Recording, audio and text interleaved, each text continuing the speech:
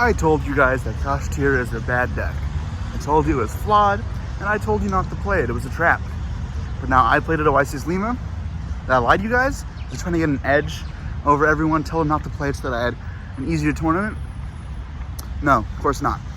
I promise I will never do that to you guys. That level of kind of sneakiness is I think rather immoral, especially for a game, but really the prizes aren't that good. For me to want to do something like that is kind of crazy. If something like that does happen, it means either the meta has changed or my opinions have changed. Sometimes that just means I made a mistake. So in this video, I'm going to talk about my thought process on why I chose Kashtira. I'm specifically talking about Kashtira for the most part. And then I'm also going to talk a bit about how the YCS ended up going down in terms of the metagame results. And I'll do it from a park here in Peru that is pretty nice. If you guys are okay with me seeing videos that aren't at home, then I can start filming a little more at YCS's and get these up a bit faster to you so you can get quicker meta analysis. Please make sure to let me know in the comments below, and then like, subscribe, hit the notification bell to get notified anytime I post a video. Also check out tsx1.com to get your sleeves. If you use the code potato10, you'll get 10% off. Anyways, yeah, so Kashtira. Let's see, what were the flaws inside of the deck? Well, I think inconsistency was one. That changed, no. That's how I lost like a lot of my games. And the fact that the mirror match is awful, did that change? A little bit, yeah. As people are playing around Lava Golem and Nibiru more, a lot of people end up going on a Rise Hard pass. If people do that, then the mirror match is actually rather engaging. It feels like the Zoom mirror in Nationals 2017. It's not a perfect mirror match, but it is fine. It's relatively average, and it's not unenjoyable to play against. It's actually probably the most enjoyable matchup you can play with the deck because you get into real games that aren't blowouts. I had a couple of those this weekend, not much, but a couple. They were actually quite fun. That was probably the highlight of my playing this weekend. That changed a bit for me in terms of enjoyment level, but the mirror is not as bad. However, if people go for Lock 5 stuff and kind of disrespects the hand traps, like the blowout cards for those fields, then you'll just get bodied. If you don't have the answers to it. And it did happen to me. That's how I lost my round 3. He just went for a full combo and I had all engine pieces and sat there and I took it. Versus other decks, is it as bad? It can be. That's the thing, like the deck is fragile, that's the other thing. And has that changed? A little bit. So the thing is, as the meta progresses, it's more easy to predict what type of counters each opponent will be playing. Is after a meta kind of stabilizes and settles in for a bit, you know what exactly your opponent is probably going to be using to try and disrupt your deck. At this point, it's mostly like Book of Moon type removal being very strong, and then also trying to give you a monster. Ibley was not as popular, but it still did exist. The Plunder deck that I played is not fully off the radar, although it is a little rogue. That deck gives me a token, and yes, that is extremely strong against Kashtira, so that's still great. But now you can hone in your tech cards to better fit those specific needs you want. And if you want a profile on Luxury's channel, you can see like what tech cards I played. I also like kind of just told myself before the tournament, I would just almost never, unless I really have to, play into Nibiru, Lava Golem, Stream Mode type cards. I felt like it was relatively easy to avoid those during the Arise Pass. And that's also the way I enjoyed this deck the most. So I did that, and I worked out pretty well. Now, you can't look at your opponent's hands after the game, especially if it's a game 1 or 2 and it's going to another one. So I'm not sure how many times my opponents had dead cards in their hand because of the plays I made. I'd be curious to know, because that type of data is really helpful for affirming if I was making the right call or not. However, on the fact that I still won those games with a less powerful field almost every time I went first and didn't brick, and then I say it was successful, and I'd continue going that route going forward. Because I think, like, honestly, like, it's good enough for most stuff. The Macrocosmos effect is crazy, so if you can just protect that, that's the most important thing. And yes, this loses to other stuff like Kaijus, and I did get Kaiju like 2 or 3 times, I think 3 times in the tournament. Yeah, like, it's flipping a coin on what type of hand traps or removal they'll have.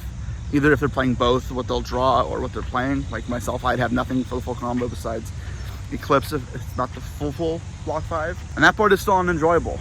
I don't think there's a good solution to that. And in fact, I'm almost certain there's not a good solution to that. Okay, then why did I play Kashtira?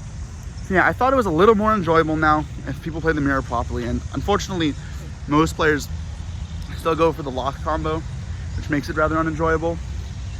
in the mirror, but a little more made it a bit more bearable. I also felt like for any other rogue deck like that I'd been testing, you're gonna have a hard problem with a Rise Heart anyways, and that means if you're trying to play through a field of like the Mind Hacker Shangri-Ira and a Rise Heart, or just the Rise Heart, you can't, it's hard to prepare for both at the same time. So if you're flipping a coin, what your opponent does anyways, and I have to flip a coin, you should probably just play the best deck. And I do think Kashtira is the best deck, marginally, so not by much, but it is. I think it is relatively strong going first.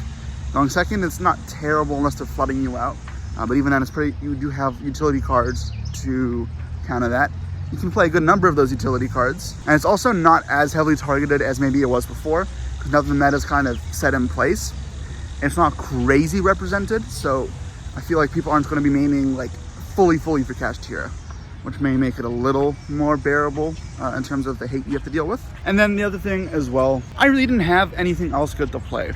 I considered ninjas again, and that's a fine choice, but in Latin America, when your opponent has to read all your cards because you're playing a rogue deck, and there's a language issue, it means you don't get to finish your matches to end in time. And that's not how I want my matches to finish, because I can't really control the outcome as well. So I needed a way to avoid that. And with nothing to choose, I just chose a deck that is easier, which is Kashtira, and I think is pretty good. And it was a bit of a phone-in. I didn't test like at all for this event, and I kind of just hoped Theory would get me there entirely. And thankfully it did get me pretty far. I did learn things in the tournament though. Will I play this deck again? I don't know. I really hope this isn't the call for 250th. I don't like this deck. I don't like this format that much. I've been pretty vocal about that, but I figured I'd still give you guys updates on my view on Kashtira. Anyways, just let me talk quickly about how the tournament ended. So the top 8 of the YCS, we saw a lot of the better players from North America and Europe get knocked out. I know that's the round that myself, Christian Urena, Rafael Nevin, and Paolo all lost, who a lot of people would have said were the favorites to win the tournament at that point. And it left a really weird top 8. It put us in a spot where there was only one Kashtira, only one Labyrinth. I don't think there were any Runic Conturias. There were 2 Sprights, a Salad, Flunder, and there may have been one other deck, I don't remember. No Runic Conturia. What do you think of that? Well, I think the deck is pretty solid. I think it has a little bit of a issue with synergy sometimes not being perfectly there, where it kind of has some clunky hands, and then it can have some choke points that can be kind of rough. Like I played with Christian Urena and I ashed his Sacred Tree, and I know that like there are plenty of ways for him to get going still, but did you require him to like play? Like, I mean, they require him to have another card, and that's not guaranteed by any means. I figured my best way to win with the hand I had was to shut him off completely. I still lost because my hand wasn't good, but it did shut him off for the turn. We ended on Hugin Fountain Pass. Those choke points and then a couple of the cloggy hands put me off that deck, but I do think it is very strong. Nap Beast is an incredible card right now, especially as a lot of people are playing power spells, like myself, and a lot of Runic decks, adventure cards, making Nap Beast fantastic. And you can't use stuff like Ogre because the Runics protect it. It would just supposed to be Lava Golem type stuff, but you can revive it with the Naturia cards, so it's not that big of a deal. It's like a Kaiju Lava Golem either. I think Nap Beast is just an incredible card, and paired with like the Runic draw power, it is a pretty good deck. Honestly, I was a little afraid of it during the tournament from a Kashtira perspective, even though I wasn't preying on the main weaknesses this deck theoretically had. I mean, it would have required me to draw a lot of monsters or the really right hand to win, and I don't know. It's not that likely because this deck is not super consistent, especially without the search cards, the pots. One Kashtira I think is understated. I honestly think all the other Kashtiras losing in the top 16. There's crazy variance. That happens sometimes. There's not anything you can do about it. Like, I double brick. That's just the way Yu-Gi-Oh! Is. Oh, the other deck was Flu, because Raph lost to Flu. That deck sucks. I'm sorry. We tried it to beat Kashtira because that's your best matchup, and it's still like 50-50 at best. I think I'm praising people forgetting how those interactions work with Flu after a while, because it is a rather intricate deck that you can't follow along with what's happening. You'll get punished bad. But if you know what the interruptions are, you can play around them pretty easily, and it's not that big of a deal.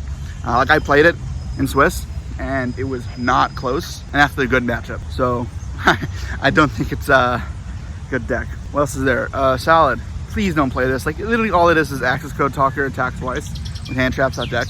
You can play Math Mech and do the same thing and have a better turn 1. Even then, I don't think it's good. Like, especially if people are playing a lot of utility cards anyways to counter stuff.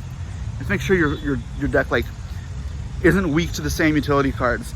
And while Book of Moon type cards aren't insane against Salad type decks, booking the Cyberus monsters is still like pretty good. Like if you go Circular Sin Sigma effect and you book it, you don't get the search of the, yeah, that's pretty good actually. Not a great look for the Cyberus decks. Same for Salad, like you go Gazelle, Sin Spinny, book it, oh. And then Spright, I guess, would be the last deck to talk about. I really don't think this deck is that good. So some decent innovations have been made with it. The Melfi stuff, something I truthfully looked into when it first came out, but forgot about entirely. It's a nice way of adding some layers of interrupts relatively easily. I think it's enough though. Probably not, and maybe it caught people off guard who don't know how to effectively play into that field. But I just think the interrupts are still rather weak, and playing into fields is not super easy. So I'm still like not a big fan of the deck.